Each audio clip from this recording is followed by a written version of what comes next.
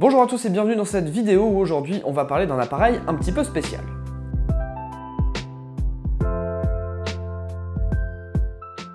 L'appareil dont je vais vous parler aujourd'hui est un appareil photo de la marque Zenith qui est le modèle Horizon S3 Pro.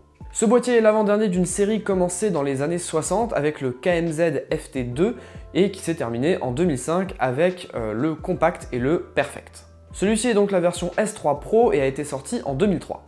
Commençons déjà par parler de l'esthétique de ce boîtier. Déjà, il est tout en plastique, ça vous l'aurez très vite remarqué, mais ça ne veut pas dire qu'il est pas solide pour autant. Croyez-moi, j'en ai fait l'expérience. En plus de ça, ses formes arrondies lui confèrent un aspect plutôt sexy qu'on a assez vite envie de prendre en main. Le boîtier embarque avec lui une optique non interchangeable à focale fixe 28 mm avec une plage focale allant de f2.8 à f16. L'optique est d'ailleurs montée directement sur un axe rotatif qui permet de faire des prises de vue panoramiques justement avec un angle de 120 degrés. En ce qui concerne les vitesses, l'appareil photo peut aller de 1/60 de seconde à 1/250 de seconde et dispose également d'une deuxième plage de vitesse qui va de 1/8 de seconde à 1 seconde. Afin de réaliser le réglage de l'ouverture et de la vitesse, vous trouverez à l'avant de l'appareil deux roues crantées. Celle du dessus est toute simple, elle vous permet tout simplement de régler l'ouverture en alignant le bon chiffre, la bonne valeur avec le trait blanc qui est situé au centre de l'appareil. Pour ce qui est des vitesses, c'est un tout petit peu plus compliqué. Vous devez tout d'abord sélectionner la vitesse que vous souhaitez en alignant le petit trait blanc qui est sur la roue crantée en face de la valeur que vous désirez pour votre photo. Et ensuite, ce qu'il faut faire, c'est régler sur la partie gauche de l'appareil, au-dessus, un petit commutateur, en fait, un petit sélecteur de position qui vous permet soit, quand vous êtes sur la position où vous voyez le point blanc, de vous situer sur les vitesses de 1/30 à 1/250 de seconde. Et si vous êtes de l'autre côté, donc le point jaune est visible, vous allez sélectionner les vitesses qui sont colorées en jaune. Pour le reste, c'est du classique, vous allez retrouver les fameux leviers d'armement qui vous permettent d'avancer votre film au fur et à mesure de vos prises de vue, un déclencheur qui vous permet également d'ajouter un déclencheur souple, et enfin une petite molette sur la gauche qui vous permet de rembobiner votre film. Ah si, et dernière petite particularité technique, vous avez tout en haut de l'appareil photo un niveau à bulles que vous retrouvez également dans le viseur quand vous prenez vos photos. C'est plutôt utile si vous voulez avoir les photos le moins déformées possible, et ça j'y reviendrai juste après. Maintenant qu'on a balayé ensemble rapidement la partie technique, je vais vous parler un petit peu de ce que j'ai pensé de ce boîtier. Le Zenith Horizon S3 Pro est un très bon boîtier à mon sens qui vous permet de faire des prises de vue dont vous n'avez pas forcément l'habitude. Je sais pas vous, mais moi personnellement, shooter en panoramique, ça ne m'est jamais arrivé. Enfin, je veux dire, avant d'utiliser cet appareil-là, j'ai jamais mis mon appareil photo même en mode panoramique pour tester. Et je trouve que ça vous donne vraiment un autre point de vue, une autre façon de composer, et ça vous force justement à trouver des nouvelles compositions, des nouveaux angles. Donc ça, c'est vraiment déjà un très bon point. Pour revenir rapidement sur le niveau à bulles, en réalité c'est un niveau qui vous sert d'aide pour avoir le moins de déformation possible. En réalité, si vous orientez légèrement votre appareil photo vers le haut ou vers le bas, vous allez vous retrouver avec un horizon qui va complètement être déformé. Sur certaines photos, c'est pas dérangeant, sur d'autres ça l'est peut-être un petit peu moins, mais en tout cas ne vous formalisez pas à vouloir absolument faire des photos complètement bien droites avec l'horizon, parce que des fois la composition fait qu'on a besoin de pencher son appareil ou de le lever, et c'est pas bien dramatique d'avoir un horizon qui penche légèrement. Bon, quand je dis légèrement, j'ai peut-être un peu atténué le truc, hein. Il y a certaines photos où l'horizon est clairement déformé, mais bon, à la rigueur, ça fait partie de la photo à mon sens. Ensuite, j'aimerais attirer votre attention sur deux choses. La première, c'est de faire bien attention quand vous avez votre œil dans le viseur à bien balayer tout votre cadre, parce que c'est vrai qu'on n'a pas l'habitude d'avoir des appareils aussi larges et avec un angle aussi ouvert, et du coup, ça peut poser des problèmes en termes de composition. Moi, je sais qu'il y a des fois, j'ai essayé de faire des photos et il y a des gens qui passaient dans le cadre alors que je les avais même pas vus, ils étaient juste à côté de moi et dans mon champ de vision, ça ne passait pas. Donc faites bien attention quand vous composez à regarder à droite et à gauche pour bien balayer tout votre cadre et être sûr d'avoir les éléments que vous voulez dedans. Et faites également attention au niveau de votre prise en main de l'appareil photo. Ne mettez pas vos mains comme si vous preniez un appareil photo classique, parce que sinon, avec l'angle de vue à 120 degrés, il va aussi prendre vos doigts. Donc moi ce que je vous conseille, c'est de vous mettre derrière l'appareil, c'est-à-dire de faire une pince avec vos mains. Une fois que vous avez bien votre cadrage, vous êtes bien calé, vous mettez ça comme ça et vous appuyez avec le majeur ou l'index, mais vous faites vraiment une pince à l'arrière de votre appareil.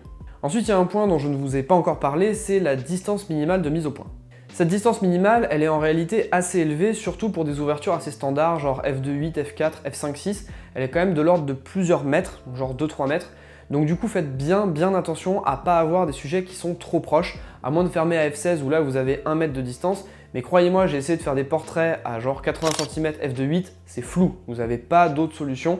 Après, vous avez une mise au point à l'infini, donc il n'y a pas de souci pour le paysage, c'est vraiment idéal.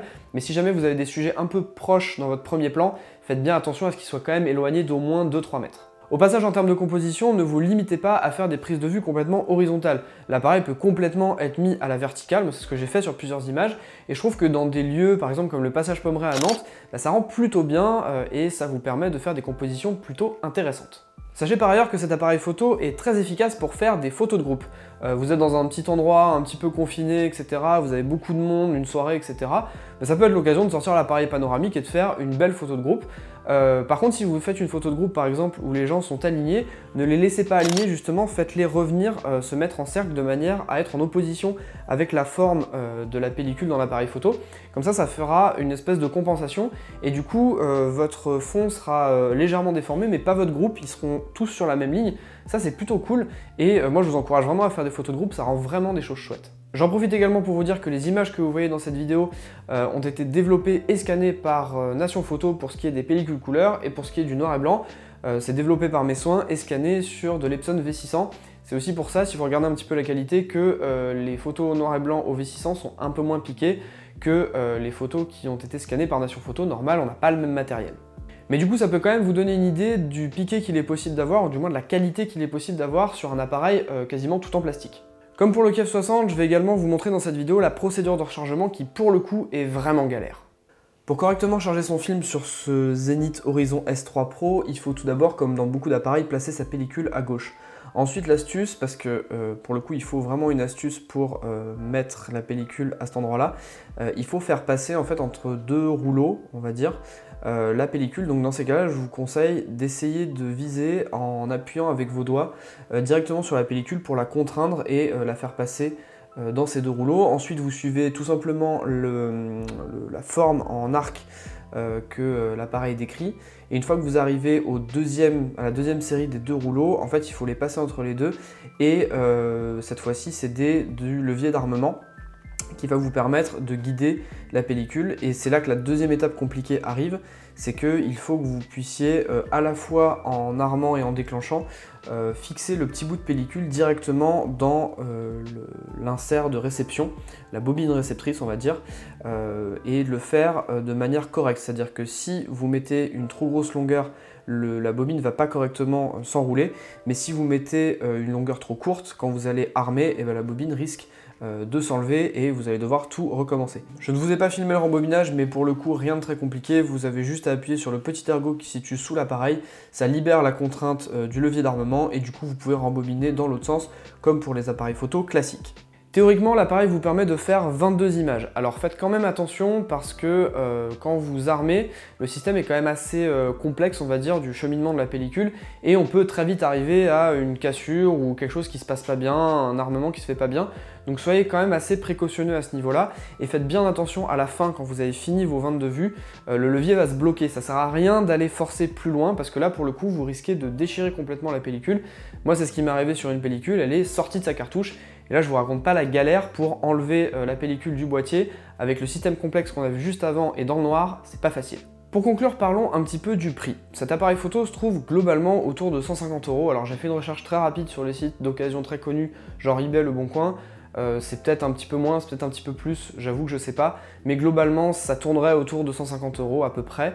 Et moi je trouve que c'est du coup une bonne option si jamais vous cherchez un appareil photo un petit peu original avec des cadrages originaux, enfin bref, si vous voulez vous amuser et voir ce qui peut se faire un petit peu de bizarre on va dire en argentique. Bon par contre soyons clairs, si jamais vous cherchez un appareil photo plutôt classique 35 mm ou moyen format, bon passez votre chemin, même si à mon sens vous allez quand même passer à côté de quelque chose. Avant de vous laisser, j'avais 3 infos à vous donner. À l'heure où je tourne cette vidéo, j'attends encore des images du labo, des images que j'avais prises avec le S3 Pro et qui ne sont pas encore arrivées. Donc du coup, ce que je ferai, c'est que je les mettrai directement sur ma page Facebook. Donc n'hésitez pas à aller en description pour suivre le lien et voir les images. La deuxième chose, c'est que si vous me suivez régulièrement, vous aurez très vite remarqué que le décor a pas mal changé et je voudrais avoir vos avis, tout simplement, dans les commentaires. Dites-moi si ça vous plaît. Bon, j'ai quand même passé un petit moment à le faire celui-là, donc ça m'arrangerait que ça vous plaise. Enfin, la troisième et dernière chose, c'est qu'il faut savoir que ce sont les tipeurs de cette chaîne qui ont voté pour cet épisode, donc c'est entre guillemets grâce à eux que vous avez cet épisode aujourd'hui, et si jamais vous voulez faire de même, je vous invite à aller découvrir ma page Tipeee, elle aussi qui se trouve en description ou en fiche. Voilà, c'est tout pour moi, j'espère que cette vidéo vous a plu, et en attendant, moi je vous dis à la prochaine, salut!